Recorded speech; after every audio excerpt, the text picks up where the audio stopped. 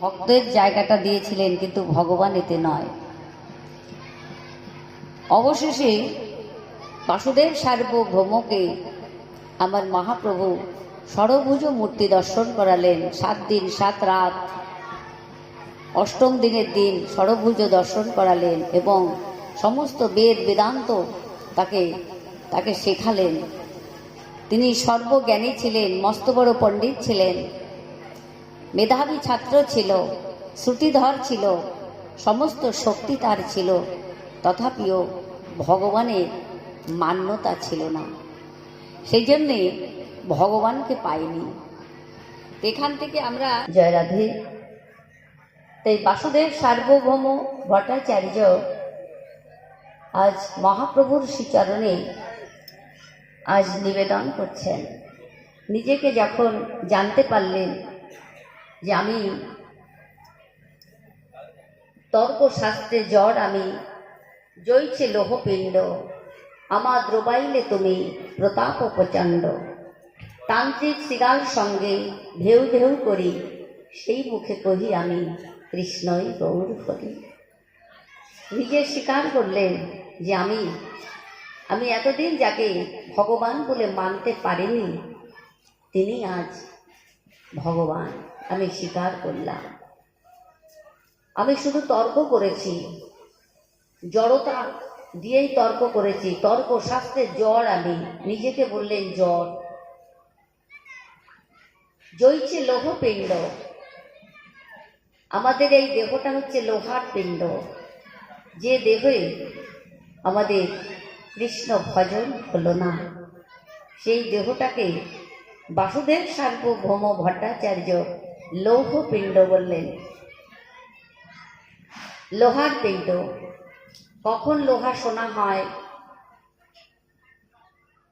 যখন পরশমণির পরশ পায়।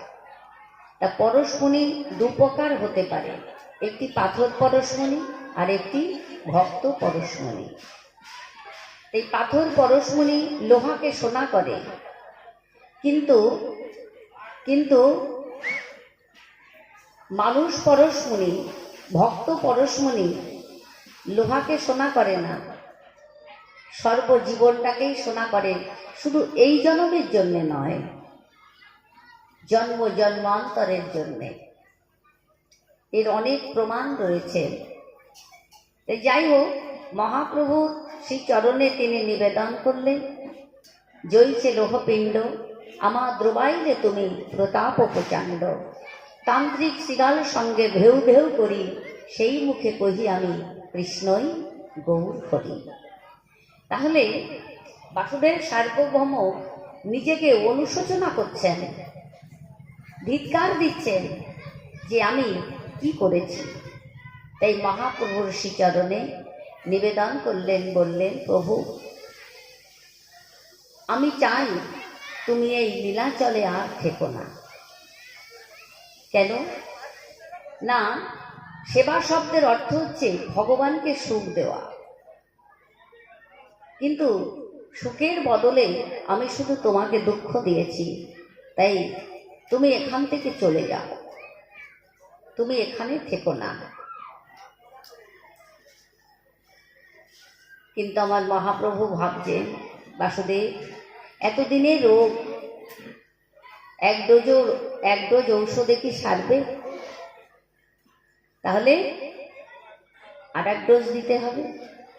এই মহাপ্রভু আরো কয়েকদিন লীলাচলে থেকে গেলেন। লীলাচলে থেকে তিনি বাসুদেব সার্বভৌমকে কি ঔষধ দিলেন দেখুন। 2টো কাজ ছিল আমার মহাপ্রভু, একদম কমন। এক হচ্ছে সন্ধ্যাবেলায় জগন্নাথ দেবের সন্ধ্যা আরতি দর্শন, আর এক হচ্ছে ভোরবেলায় ব্রহ্ম মুহূর্তে তিনি মঙ্গল আরতিটা দর্শন করতেন।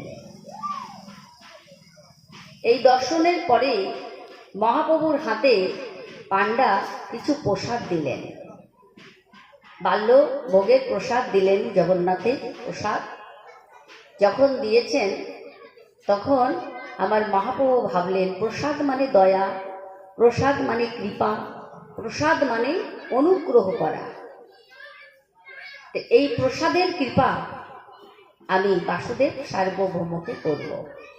তাই আমার মহাপ্রভু ব্রহ্ম মুহূর্তে মঙ্গল আরতি দর্শন করে আর দেরি করলেন না জগন্নাথ মন্দিরে। সেখান থেকে তিনি দ্রুত গতিতে আসলেন। তখনও সকাল হয়নি, জানেন, খুব ভোর ভোর এরকম একটা সময় মহাপ্রভু এসে বাসুদেবের দরজাটা নাড়িয়ে দিচ্ছেন। যখন নাড়িয়ে দিয়েছেন, বাসুদেব সার্বভৌম সবেমাত্র কৃষ্ণ কৃষ্ণ বলতে বলতে পণ্ডিতজি দরজা খুলে দিয়েছেন, সবেমাত্র বিছনা ত্যাগ করলেন। এমন সময় আমার মহাপ্রভু গিয়ে বাসুদেব সার্বভৌমকে বললেন, বাসুদেব, আমি তোমার জন্যে জগন্নাথের প্রসাদ এনেছি, নাও বাসু।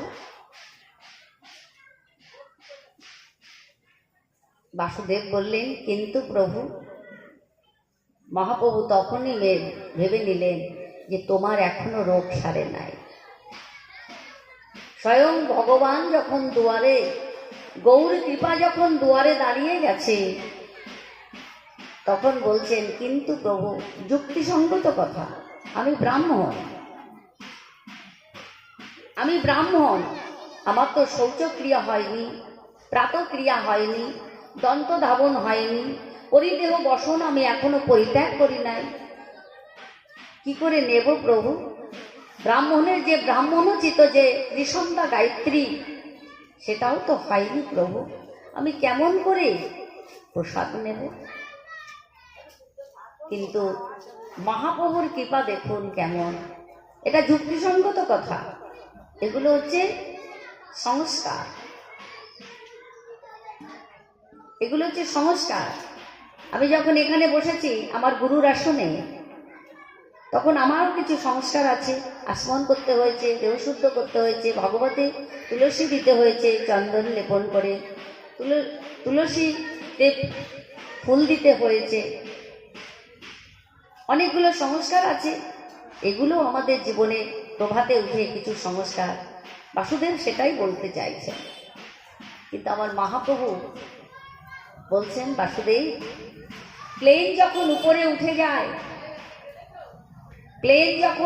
উঠে যায়, তখন নিচের দিকে তাকিয়ে দেখবেন সব তো ধোঁয়া, 10 তলা বাড়ি, 5 তলা বাড়ি, 1 তলা বাড়ি, নদী নালা খাল বিল সব ধোঁয়া। স্থান কাল পাত্রের কোনো বিবেচনা থাকে? ওটা 10 তলা, ওটা 5 তলা, ওটা 1 তলা, ওটা নদী, ওটা খাল, থাকে না কেন? সে যে তখন উপরে উঠে গেছে। এই ভগবান যখন সামনে এসে দাঁড়িয়ে যায়, রাত 2টোর সময় এলো, কার বাহ্যিক ক্রিয়া হলো না, কার পরিদেহ বসন পরিত্যাগ করা হলো না, কার দন্ত দমন হলো না,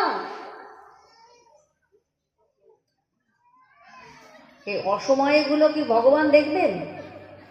3টের সময় ভগবান এসে দাঁড়িয়ে গেল, তখন কোনো অজুহাত চলবে বাবা? বলে এখনই চলো। তাই ভগবানের কৃপা যখন হয়ে যাবে, তখন কোনো অজুহাত থাকবে না। কে বাসি কাপড়ে রইল, কার স্নান হলো না, ভগবান যে এসে গেছে গো, ঠিক সেই অবস্থাতেই তাকে কৃপা করবেন ভগবান। তাই বাসুদেবকে বুঝিয়ে বললেন যে, বাসুদেব, প্রসাদ মানে দয়া, প্রসাদ মানে কৃপা, প্রসাদ মানে অনুগ্রহ করা, তুমি প্রসাদ গ্রহণ করো।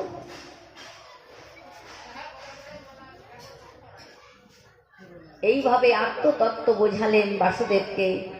বাসুদেব হস্তখানা পাতিয়ে দিলেন, প্রভু দাও, প্রভু প্রসাদ দাও। প্রসাদ মানে দয়া, তুমি দয়া করে এসেছ, তুমি ভগত তরণী পাপ বিনাশনী নবযুগে অবতরী, তুমি আনিলে ধরায় ধর্ম প্লাবন, মধুর মিলন মহাজাগরণ, শপথে সাধনে নতুন জীবন দানিছ জগত ভরি, বক্ষে শান্তি করুণার আধার, মুক্তির বাণী করেছ প্রচার, বিশ্বপ্রেমের তুমি মহা অবতার, নরদেহে লীলাধারী, তুমি যে আমার পতিত পাবন গৌর হরি। এসোকে মানব শান্তি প্রিয়াসী, এসোকে ভকত বৈরাগী উদাসী, এসো পাপি তাপি, এসো গৃহবাসী, তাহারি চরণে সরি। মোরা জনমে জনমে জীবনে মরণে, তাহারও অভয় রাজীব চরণে। প্রাণেরই অর্ঘ প্রেম পুলত, মনে ঢালব আবেগ ভরি।